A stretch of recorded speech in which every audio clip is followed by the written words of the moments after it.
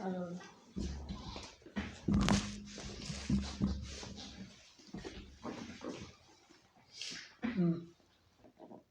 शुरुआत।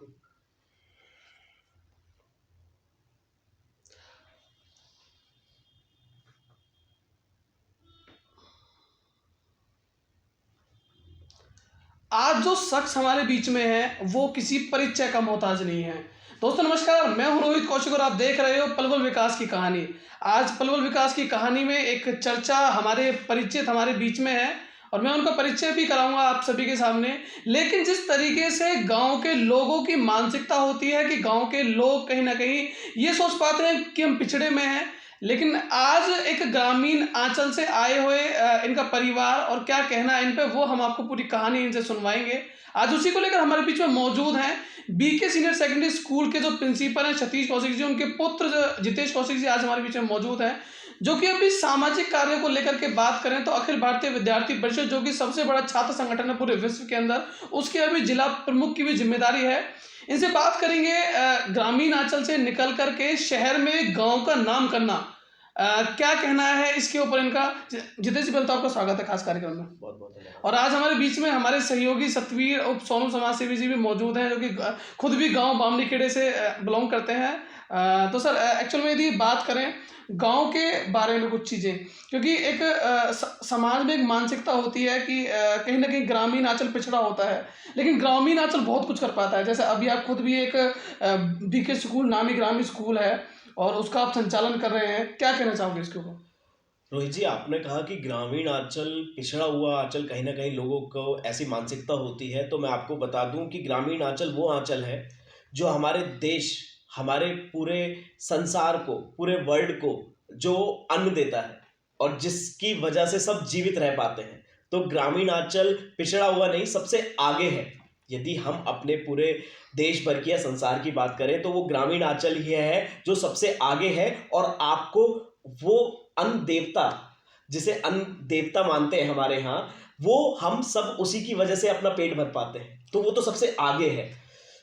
सतीश कौशिक जी के यदि नाम को लेकर के बात करें तो आज भी लोग बामनी खेड़े के नाम से, चाहे उनको शहर में एक अच्छा नामी ग्रामीण स्कूल उन्होंने खड़ा कर दिया हो, लेकिन आज भी उनको गांव के नाम से जानते हैं। क्या लगता है इसके ऊपर? सर, इस चीज़ से हमें बड़ा गर्व महसूस होता है कि हम बामनी खेड़ा गांव से हैं और वहीं से हमारे दादाजी, हमारे पिताजी और हम वहीं से हमारा निकास है। और वहीं से हमारे दादाजी ने, हमारे पिताजी ने वहीं से शिक्षा ली और उस शिक्षा को लेकर वो मैं आपको बताऊं, यदि उनका थोड़ा मैं पास्ट में जाता हूं तो वो फरीदाबाद उस टाइम पर जिला होता था जब आपका फरीदाबाद पलवल सब यहीं पर एक ही जगह इन्वॉल्व होता था।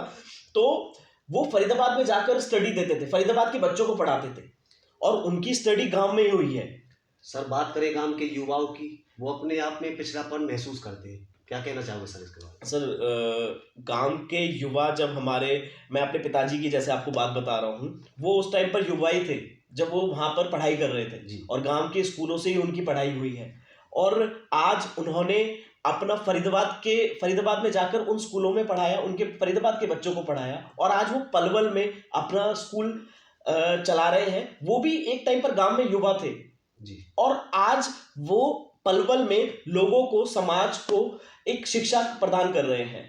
तो ये तो सोचने का विषय ही नहीं है कि गांव का युवा पिछड़ा है, ये तो हमारी मानसिकता है। शिक्षा के बारे में आपने काफ़ी सारी चीज़ें बताई कि शिक्षा देने का काम कर रहे हैं, लेकिन विद्यार्थी परिषद के नाते एक सामाजिक कार्यकर्ता हो आप, और समाज में भी एक अलग पहचान है आपकी सामाजिक कार्यों के नाते। एक पहचान शिक्षा के नाते वो अलग है, लेकिन सामाजिक कार्यों के नाते भी है। तो ऐसे कौन कौन से मूल कार्य हैं जो रियल में आपने समाज को इफेक्ट करने का काम किया? सर देखिए, ये अभी आपने गांव का टॉपिक चलाया तो मेरे वहीं से ही माइंड में आ रहा है कि हम बामनी खेड़े से हमारा निकास, बिल्कुल गांव से हमारा निकास है और हमें संस्कार भी वहीं से मिले हैं। तो हमें जो वो संस्कार मिले हैं सर, वो हमें समाज से वही जोड़ते हैं और तभी हमें जो दायित्व है अखिल भारतीय विद्यार्थी परिषद का जिला प्रमुख का, उससे ही हमारे अंदर ना एक जोश आता है कि हम समाज के लिए कुछ करें। तो वो हमारे गांव की ही देन है। जैसे आपको पता है अभी कोविड काल गया। जी कोविड काल में अखिल भारतीय विद्यार्थी परिषद ने घर घर जाकर हमने ऑक्सीजन सिलेंडर डिस्ट्रीब्यूट करे,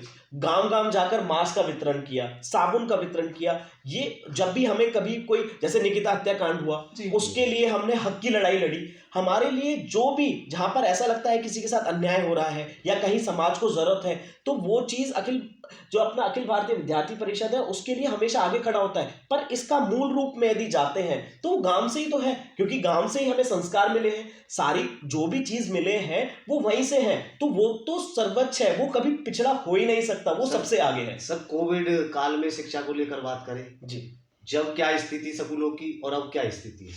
कोविड काल में यदि आप शिक्षा की बात करें तो मैं आपको अपने पर्सनल जो मैंने अनुभव किया उसमें मैंने एक चीज नोटिस की कि हम ऑनलाइन शिक्षा की साइड बहुत ज्यादा अग्रसर हुए, और उसके अलावा हमारे पास कोई ऑप्शन भी नहीं था। बट उस टाइम पर मुझे जो पर्सनल फील हुआ कि जो ऑफलाइन शिक्षा है उससे बेहतर कुछ हो नहीं सकता, क्योंकि ऑनलाइन शिक्षा से बच्चों का जो मुझे इफेक्ट देखने को मिला, कहीं ना कहीं उनकी आंखें बहुत प्रभावित हुई, आईज साइड पे बहुत इफेक्ट पड़ा, और साथ ही साथ बच्चों की कहीं ना कहीं दिशा निर्देश भटक रहे थे। जो उनकी दिशा थी, बच्चे कहीं ना कहीं उसको लेके भटक रहे थे, क्योंकि आजकल ऑनलाइन पे जब मोबाइल रहता है तो इतने नोटिफिकेशन आते हैं कि बच्चा यदि गलत से उस पर क्लिक भी कर देता है तो बच्चों को जो चीज बच्चों के लिए है ही नहीं, यदि वो बच्चे के सामने आ जाए तो बच्चे के कहीं ना कहीं मानसिकता पर, बच्चे के मन पर उस चीज का इफेक्ट पड़ता है। यूथ को क्या मैसेज देना चाहोगे सर? एक्चुअल में यूथ हो आप भी, और यदि बात करें ग्रामीण अंचल के यूथ की, तो यूथ को क्या मैसेज देना चाहोगे? सर, मैं यूथ को एक मैसेज देना चाहूँगा, यदि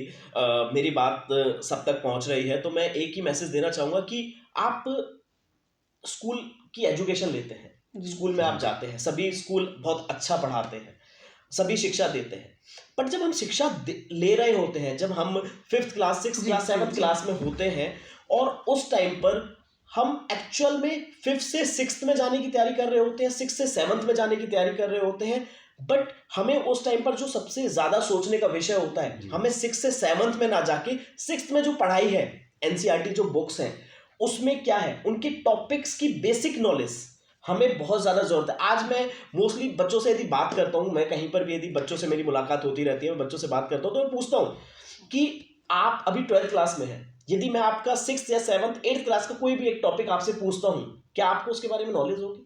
तो मैक्सिमम बच्चों का रिस्पॉन्स मैं देखता हूँ, बच्चा क्वेश्चन मार्क रहता है। बिल्कुल बिल्कुल सर। और उसका सबसे बड़ा रीजन है कि हम अपने बेसिक नॉलेज के जो कंसेप्ट है उनको क्लियर नहीं करते। यदि हमारा यूथ, अब मैं अपने 6th वाले बच्चे को भी यूथ में ही काउंट करूंगा कि वो बच्चा नहीं, वो आगे की साइड बढ़ रहा है, अग्रसर है, यदि वो उस टाइम पर अपनी स्टडी को बहुत अच्छा रखे। आप कपिल शर्मा को जानते हैं जी। कपिल शर्मा जो शो आता है, आपने देखा होगा कि वो एक शो के अप्रोक्सीमेट 50 लाख रुपीस चार्ज करता है, 50 लाख रुपए उसका चार्ज करता है। और 50 लाख रुपए वो किस चीज के चार्ज कर रहा है यदि हम सोचे तो केवल बोलने के।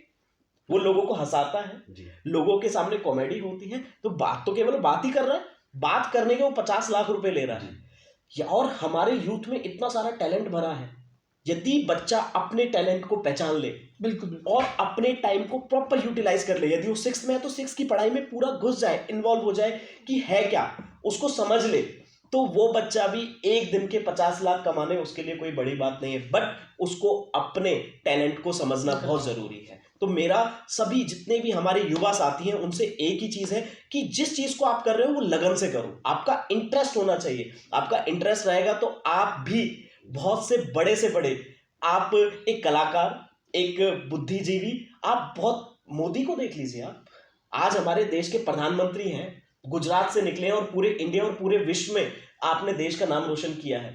तो ये सारी चीजें अपने इंटरेस्ट के ऊपर डिपेंड करती हैं। तो यही मैं यूथ को मैसेज देना चाहूंगा, अपने इंटरेस्ट को फॉलो करो। आपका यदि इंटरेस्ट को आपने फॉलो करना स्टार्ट कर दिया, आपके सामने आपका भविष्य आपके सामने होगा और आपके पेरेंट्स को आप पर बहुत गर्व होगा।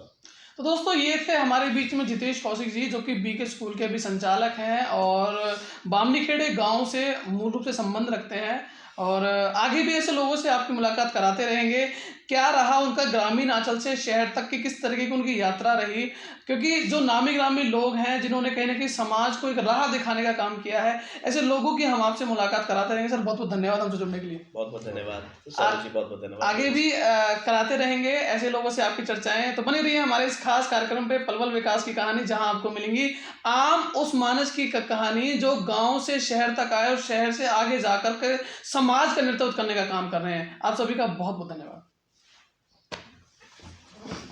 जय हिंद, जय भारत। धन्यवाद। वो लगा आपने